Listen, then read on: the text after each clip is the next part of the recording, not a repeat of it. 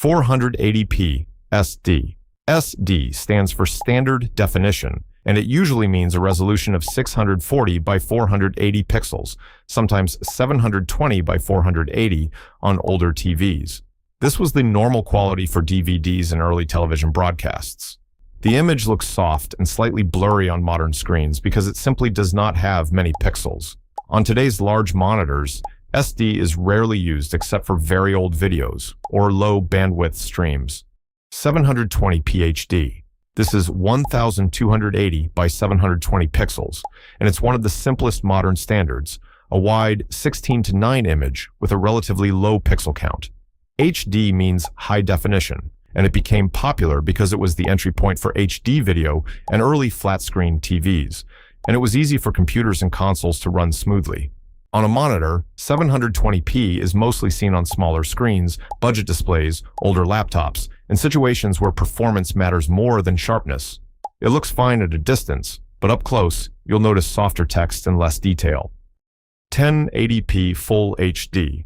This is 1920 by 1080, and for a long time, it has been the default resolution for monitors, TVs, consoles, and streaming video.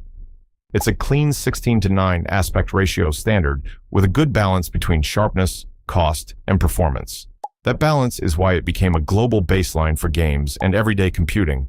On typical 23 to 27-inch monitors, 1080p is easy to run, easy to record, and easy to stream. The main downside is that on larger screens, text and fine edges can start to look less sharp compared to higher resolutions. 1080p ultrawide. This is usually 2560 by 1080, which keeps the height of 1080p, but stretches the width to a wider cinematic shape, commonly 21:9. It became popular as a way to fit more on screen without jumping to a much higher pixel load. For work, it's like having extra horizontal desk space for timelines, spreadsheets, or multiple windows side by side. For games, it can feel more immersive, but it also asks a bit more from the GPU than standard 1080p. The image clarity is similar vertically, but the wider view is the main reason people choose it. 1440p QHD. QHD stands for Quad High Definition and usually refers to 2560 by 1440. It's often seen as the sweet spot for many desktop setups. Many people use 2K to describe 2560 by 1440. The name comes from the horizontal pixel count being around 2000. It delivers a clear jump in sharpness over 1080p, especially for text, while still being easier to run than 4K. It became more mainstream as GPUs got stronger, and 27-inch monitors became a common size. On a 27-inch screen, 1440p usually looks crisp without needing heavy scaling, and it gives more room for multitasking. For gaming, it's a popular target because it looks cleaner, while still allowing high frame rates with the right hardware. 1440p ultrawide. This is typically 3440 by 1440, again using the 21:9 shape, but with the height of 1440p. It's a favorite for people who want a single screen to replace a dual monitor setup.